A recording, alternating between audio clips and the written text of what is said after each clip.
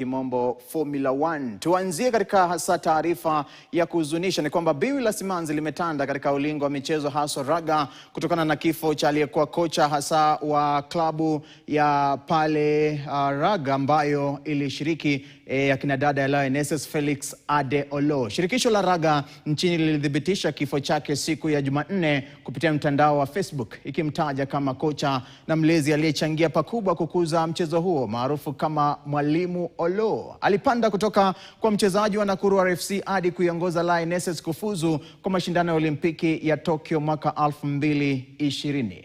Mola ailaze roho yake palipopema peponi, makiwa kwa ndugu, familia na marafiki. Ulingo mzima wa raga na michezo kwa ujumla utamkumbuka kwa hasa mchango wake mkubwa ambao ameupa taifa hili si tu barani Afrika bali kote duniani, ikiwemo michezo ya Olimpiki 2020.